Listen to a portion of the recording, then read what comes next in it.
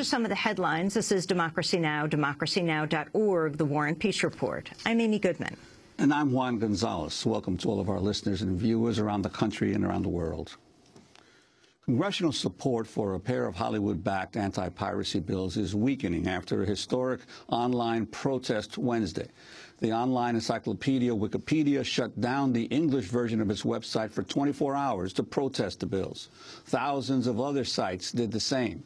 Google, owner of the world's most popular search engine, covered the Google icon on its homepage with a black box. Google also urged visitors to sign an online petition asking Congress to reject the bills.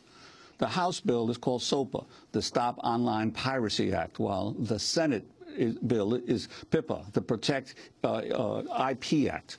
The Hollywood film studios, music publishers, and major broadcasters like NBC and Viacom have supported the anti-piracy legislation, which ostensibly aims to stop the piracy of copyrighted material over the Internet on websites based outside the United States. But critics say the bills would profoundly change the Internet by stifling innovation and investment, hallmarks of the free open Internet. In Washington, at least 8 lawmakers announced Wednesday they can no longer support the Senate legislation, including co-sponsors, Republicans Marco Rubio of Florida, Roy Blunt of Missouri, and Orrin Hatch of Utah, as well as Democrat Ben Cardin of Maryland. Wednesday's action against the anti-piracy bills are being described as the largest online protest in the history of the Internet. But there were also street protests yesterday against the legislation. In New York, hundreds of people gathered outside the Manhattan offices of Democratic Senators Chuck Schumer and Kirsten Gillibrand, co-sponsors of the Senate bill. Andrew Razish, chair of the New York Tech Meetup, helped organize the protest. I used to joke that politicians don't know the difference between a server and a waiter. But in regards to PIPA and SOPA, their ignorance is no joke. In an effort to combat piracy, which we all would like to minimize, if not outright eliminate, Congress, at the behest of moneyed special interests representing copyright-holding industries, is proposing to redesign the Internet in a way that is detrimental to our industry and to the open web. If they are successful, they will not only stifle innovation and investment in emerging technology companies in New York and elsewhere, they will irrevocably damage the architecture of the Internet so as to embolden censorship around the world. Other protesters in New York compared the bills to actions taken by China and Iran to censor the web. I think it sends the wrong signal to give the government the ability to shut down websites. The web should be a free medium that promotes democracy around the world. When America is trying to convince China and Iran that they shouldn't be shutting down the web, we shouldn't be setting a bad example. We're joined now by 2 guests. Jimmy Wales is an internet entrepreneur, best known as the co-founder and promoter of the online nonprofit encyclopedia Wikipedia. He's joining us from a studio in London. In Washington, D.C., we're joined by Sandra Aistars, executive director of the Copyright Alliance. She is former vice president and associate general counsel at Time Warner, Inc. Board members of the Copyright Alliance include the Motion Picture Association of America, NBC Universal, Time Warner, Viacom, ASCAP, and BMI. We're going to begin with Sandra in Washington. Why do you think these bills are so important? Thank you, Amy, first of all, for having me on the show. I'm really pleased that you're taking the time to listen to supporters of the bill as well as to opponents of the bill, because there's a lot of information about the bills out there that I've been hearing that understandably would be scary to anybody as to what the bills do. So thanks for this opportunity. As to why the bills are so incredibly important, along with the other board members that you've mentioned of the Copyright Alliance, I represent thousands upon thousands of individual artists who live all across America. There are about 11 million artists in the United States, and they depend on the Internet to network, to market, to fundraise for their work, to connect with their fans, to distribute their work, and basically to make a living. Their ability to do so effectively is being compromised by the fact that there are criminal websites offshore that are dedicated solely to the purpose of distributing counterfeit goods and copyrighted goods for a profit with no return to those creators. We're not talking about the Wikipedias, we're not talking about Reddit, we're not talking about Twitter or any of those very useful social media tools that we all rely on when we talk about rogue sites that the bill targets. We're talking about sites that are operated and dedicated to piracy. and that are really preventing individual creators across the country from having an economic livelihood from their creative pursuits. Jimmy Wales, co-founder and of Wikipedia, you felt that these bills were such a threat that you shut down your website. Why? Well, these bills are very badly written. It's all well and good to talk about the need to find some solutions to criminal behavior online. It's not okay to set up a censorship regime in response to that. It's not okay to have processes in place that would incentivize the credit card companies to cut off legitimate businesses upon a mere complaint. We need to go back to the drawing board and rethink the entire issue, where we put freedom of speech front and center. What about that, Sandra? I agree that freedom of speech and First Amendment issues have to be front and center in all of these discussions, and they have been. The bills have nothing to do with censorship any more than prosecuting somebody for shoplifting has something to do with censorship. If you're a site that is criminally distributing copyrighted works or counterfeit goods online to U.S. consumers, you're not committing free speech, you're not furthering political discussions, you're committing theft. But Sandra, companies like Google, if I can just ask Sandra, companies like Google insist that that they already are involved in voluntary policing of their sites and respond pretty rapidly to requests from industry.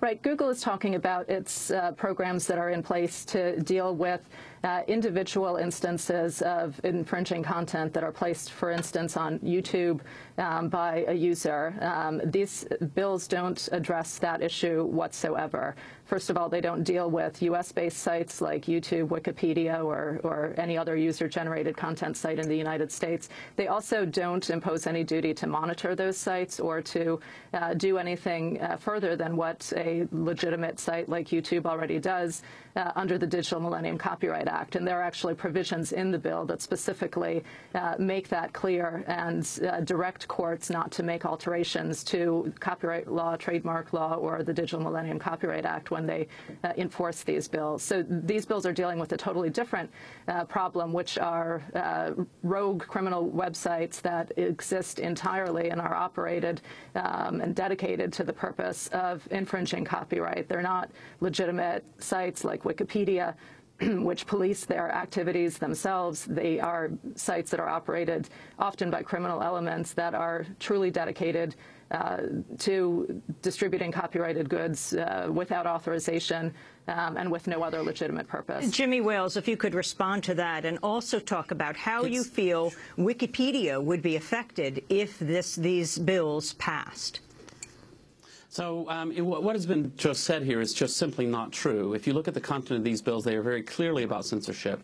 The Senate version has provisions to implement DNS blocking of overseas websites, and the bills contain provisions that would make it illegal for Google to link to, for example, the Pirate Bay. That's pure and simple censorship of Google, and there's no way around it. Those are the measures that we're protesting. Those are the things that are wrong. If you want to go against those sites, if you want to do something about those sites, you need to go and lobby in those countries and get their laws changed so that they reflect the same kind of situation which you've accepted is a valid way of doing things, as we do inside the U.S. with the takedown and notice provisions and all the things that have worked so well for 10 years. In terms of how this would affect Wikipedia, it affects us in several different ways. The definitions are so broad, Wikipedia could be defined as a search engine under these things, and then that would mean that it would be illegal for Wikipedia to link to a site, even if we're writing an encyclopedia article explaining to the public what is the Pirate Bay, what is going on here, and we want to send you there so you can go and take a look for yourself. That would become illegal. This is outrageous, and it's just not acceptable under the First Amendment. Now, Jimmy Wales, you're having an enormous effect. I mean, the Internet, thousands of sites going dark yesterday is certainly the Internet that roared. And you even have the co-sponsors of the bill, like the conservative Florida Republican Senator Rubio, backing off. One congressman, one senator after another is pulling away from support. How did this legislation get written, and what are your plans for further protest? Well, so my view is that further protest isn't really right. We've got the attention of Congress. They realize that they can't just listen to Hollywood. They need to listen to the users of the internet. They need to listen to their voters.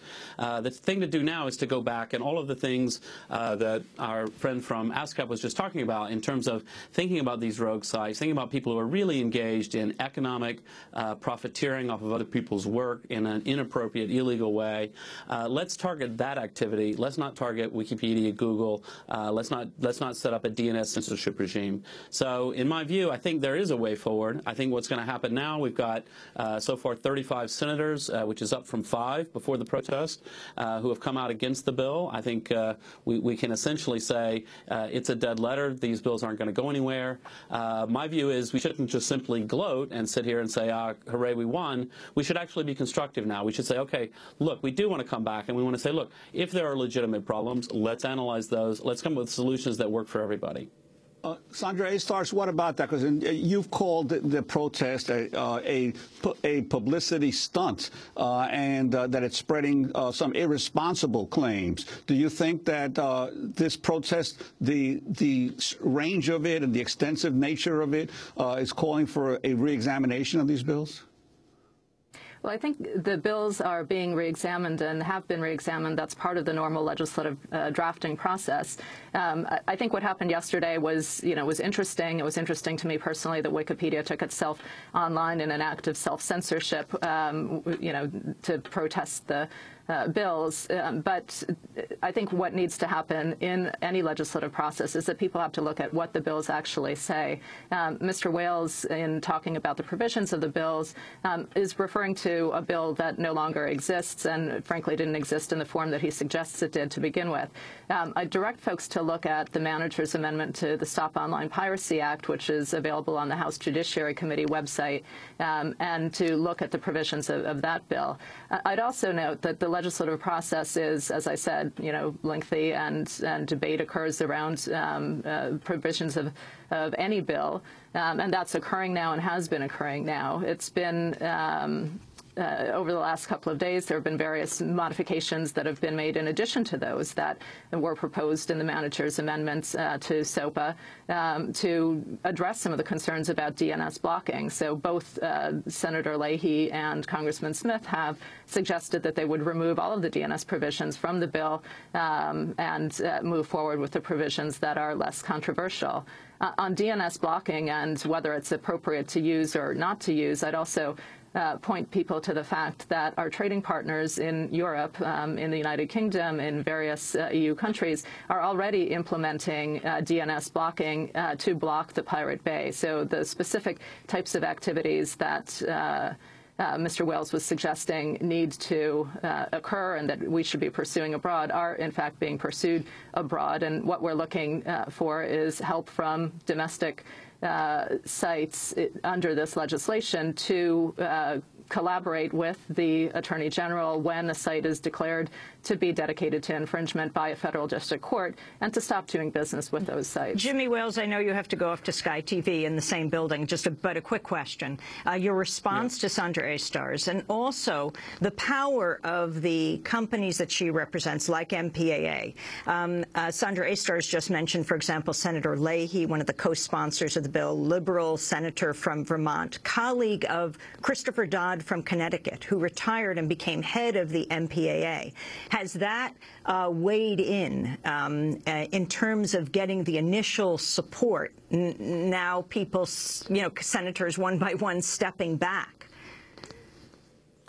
Yeah, I mean, I think it's clear that, that there is a process by which lobbyists spend a lot of money, make a lot of friendships, and have influence on legislation. And 30, 40 years ago, there wasn't much the rest of us could do about it. Now we can get organized on the Internet, and we can say, hey, wait a minute, you're supposed to be here sticking up for us, not for a handful of big companies. So I think that we have a chance to make a difference. The one other comment I wanted to make is pointing to what some countries in Europe are doing in terms of DNS filtering and blocking, to me is entirely unpersuasive. This is America. We have the First Amendment. There are certain things that Congress just simply cannot do. The fact that freedom of speech is not as strong in other countries around the world is something not to copy, but something to fight. We want to thank you very much, Jimmy Wales, for being with us. Sandra Aistars, if you could stay for a moment, we wanted to play a clip for you from one vocal critic of the two anti-piracy bills, who has been pioneering, he's a pioneering Internet writer and New York University professor, Clay Shirky. Earlier this week, he recorded a TED Talk called Defend Our Freedom to Share, or Why SOPA is a Bad Idea. This is part of what Professor Shirky had to say. Because the biggest producers of content on the internet are not Google and Yahoo. They're us. We're the people getting policed. Because in the end, the real threat to the enactment of PIPA and SOPA is our ability to share things with one another. So what PIPA and SOPA risk doing is taking a centuries-old legal concept, innocent until proven guilty, and reversing it. Guilty until proven innocent. You can't share until you show us that you're not sharing something we don't like. Suddenly, the burden of proof for legal versus illegal falls affirmatively on us and on the services that might be offering us any new capabilities. And if it costs even a dime to police a user, that will crush a service with 100 million users. So this is the internet they have in mind. Imagine this sign everywhere. Except imagine it doesn't say College Bakery. Imagine it says YouTube and Facebook and Twitter. Imagine it says TED, because the comments can't be policed at any acceptable cost. The real effects of SOPA and PIPA are going to be different than the proposed effects. The threat, in fact, is this inversion of the burden of proof, where we suddenly are all treated like thieves at every moment we're given the freedom to create, to produce, or to share. And the people who provide those capabilities to us, the YouTubes and Facebooks, the Twitters and TEDs, are in the business of having to police us or being on the hook for contributory infringement. New York University professor Clay Shirky will link to his full TED Talk at democracynow.org. Sandra Aistars of the Copyright Alliance, what is your response?